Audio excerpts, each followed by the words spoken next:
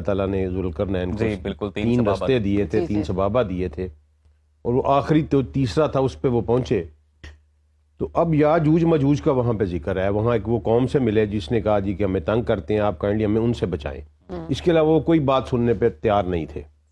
ایک تو یہ سورہ کہف میں آیا جہاں ذوالقرنین نے ان کو بند کیا، ایک درمیان میں پہنچے وہ دو بیریئرز کے، اور پھر وہاں انہوں نے دیوار بنا کے کاپر کی اور آئرن کی دیوار بنا کے ان کو بند کر دیا.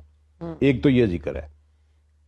اسی ذکر میں آگے اللہ تعالیٰ کہتا ہے کہ یاجوج ماجوج کے پاس یہ کیپیسٹی نہیں ہے کہ نہ وہ اس کے اوپر چڑھ سکتے ہیں اور نہ ہی یہ اس میں سوراخ کر سکتے ہیں. اچھا. اور ہمارا وعدہ جو ہے وہ قریب آن پہنچے گا. تو اس سے اگلی آیت جو ہے نا وہ ہمارے اسکالر ڈسکس نہیں کرتے. اچھا. وہ یہ ہے، وہ واضح طور پر یہ بتا رہی ہے کہ یاجوج ماجوج اس زمین سے نہیں آئیں گے. آج ہم نے حضرت ذوالقرنین پہ بات تھوڑا تھا، اور وہ آپ نے کہا تھا کہ ٹیکنالوجی جی ہاں کہ بہت بڑی دنیا ہے، بہت بڑی دنیا تھی. تو اس کے وہاں سے سٹارٹ. جی انشاءاللہ وہیں سے سٹارٹ کرتے ہیں. اللہم صلی علی سیدنا محمد وعلی آلہ وصحبہ وبارک وسلم. ہم نے تین سبابہ ڈسکس کیے تھے کہ اللہ تعالیٰ نے ذوالقرنین کو تین رستے دیے تھے، تین سبابہ دیے تھے، اور وہ آخری تو تیسرا تھا، اس پہ وہ پہنچے. تو اب یاجوج ماجوج کا وہاں پہ ذکر ہے. وہاں ایک وہ قوم سے ملے جس نے کہا جی کہ ہمیں تنگ کرتے ہیں آپ، کائنڈلی ہمیں ان سے بچائیں. اس کے علاوہ وہ کوئی بات سننے پہ تیار نہیں تھے. یاجوج ماجوج یاد رکھیے گا کہ یہ آخر الزمان کی ان چند اہم نشانیوں میں سے ہے جن کا قرآن میں ذکر آیا ہے. ہمارے نبی صلی اللہ علیہ وسلم چونکہ ہمارے بارے میں بہت زیادہ کنسرن رکھتے تھے، ہمارے ماں باپ سے بھی زیادہ ہمارے بارے میں وہ پریشان رہتے تھے، وہ ہمیں پوری تعلیم دے کے گئے ہیں. لیکن قرآن نے صرف دو جو ہے نا علامتیں سمجھ لیں، قرب قیامت کی دو علامتیں قرآن نے بیان کی ہیں. ایک ان میں یاجوج ماجوج ہے اور ایک ہے دابت الارض. ٹھیک ہے جی، یہ دو کا ذکر قرآن میں ہے، اس لیے یہ بہت اہمیت ہے یاجوج ماجوج کی. ایک تو یہ سورہ کہف میں آیا جہاں ذوالقرنین نے ان کو بند کیا، ایک درمیان میں پہنچے وہ دو بیریئرز کے، اور پھر وہاں انہوں نے دیوار بنا کے کاپر کی اور آئرن کی دیوار بنا کے ان کو بند کر دیا. ایک تو یہ ذکر ہے. اسی ذکر میں آگے اللہ تعالیٰ کہتا ہے کہ یاجوج ماجوج کے پاس یہ کیپیسٹی نہیں ہے کہ نہ وہ اس کے اوپر چڑھ سکتے ہیں اور نہ ہی یہ اس میں سوراخ کر سکتے ہیں. اچھا. جب میرا حکم آئے گا تو یہ دیوار ریزہ ریزہ ہو جائے گی. اور اب اسی حکم کو اللہ سورہ انبیاء میں بیان کرتے ہیں، غالباً آیت نمبر 96-97 میں، کہ جب ہم یاجوج ماجوج کو کھول دیں گے تو وہ ہر بلندی سے نیچے کی طرف آ رہے ہوں گے، اور ہمارا وعدہ جو ہے وہ قریب آن پہنچے گا. تو اس سے اگلی آیت جو ہے نا وہ ہمارے اسکالر ڈسکس نہیں کرتے. اچھا. وہ یہ ہے، وہ واضح طور پر یہ بتا رہی ہے کہ یاجوج ماجوج اس زمین سے نہیں آئیں گے. کیونکہ اس وقت کنٹروورسی جو ہے وہ یہی ہے کہ کچھ اسکالرز ہمارے یہ سمجھتے ہیں کہ یہ داربدین کے درے میں جا کے کہیں یہ کوکاف کے پہاڑوں میں انہوں نے ان کو بند کیا تھا. ٹھیک ہے، لیکن ایسی بات نہیں ہے، کیونکہ قرآن کریم میں سورہ انبیاء میں لفظ یوز، اگلی جو آیت تھی جس پہ وہ غور نہیں کرتے، وہ یہ ہے کہ جو کافر ہیں ان کی آنکھیں پھٹی کی پھٹی رہ جائیں گی.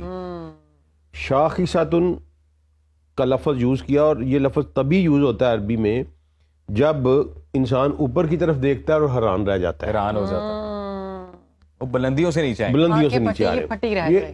اب وہ وہاں بھی اللہ نے کہا کافروں کی، میری نہیں ہوں گی الحمدللہ، آپ کی نہیں ہوں گی، کافروں کی. کیوں؟ ہمیں تو پتہ ہے انہوں نے آنا ہے، بے شک. ہم کیوں حیران ہوں گے؟ ہماری تو تربیت ہوئی ہے اس پہ، ہمارا ایمان ہے اس کے اوپر. تو کافر جو ہیں وہ پریشان ہو جائیں گے، ایسے اوپر دیکھیں گے کہ یہ کیا ہو گیا ہے، یہ کہاں سے آ گئے. اب یہ ہیں کیا؟ تو سب سے پہلے نبی کریم صلی اللہ علیہ وسلم کی ایک حدیث ہے کہ یہ آدم کی اولاد سے ہیں. اچھا. ٹھیک ہے جی، دو احادیث ہیں. ایک حدیث میں تو یہ ہے کہ آدم کو کہا جائے گا قیامت والے دن کہ اپنی اولاد میں سے جہنم کا حصہ نکالو. تو آدم کہیں گے باری تعالیٰ کتنوں میں سے کتنے؟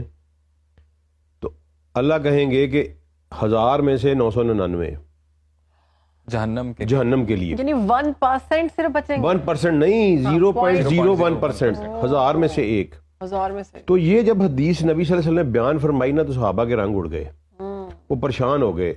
تو نبی صلی اللہ علیہ وسلم نے فیل کیا ان کو کیا ہوا ہے؟ نے کہا یا رسول اللہ 1000 میں سے ایک، ہم تو مارے گئے. اب وہ 1000 میں نبی صلی اللہ علیہ وسلم نے پھر دلاسا دیا کہ تم فکر نہ کرو، یہ تم میں یاجوج مجوج مکس کر دیے جائیں گے، اور وہ جو 1000 میں سے ایک ہوگا وہ تم ہوگے اور تم جنتی ہوگے. واہ واہ واہ. اور پھر انہوں نے فرمایا کہ میری امت کی مثال جنت میں اس طرح ہوگی جیسے کالے بیل کے اوپر ایک سفید بال ہوتا ہے، سبحان اللہ. کہ سارے جہنمی ہوں گے، صرف میری امت کا ایک بال ہوگا جو جنتی ہوگا اور واضح نظر آ رہا ہوگا. کیا تو وہ 1000 میں سے اس کا مطلب ہے کہ ان کی پاپولیشن بہت زیادہ ہوگی. ایک تو اس سے یہ ملتا ہے. دوسری نبی صلی اللہ علیہ وسلم نے واضح فرمایا کہ یہ آدم کی اولاد ہے.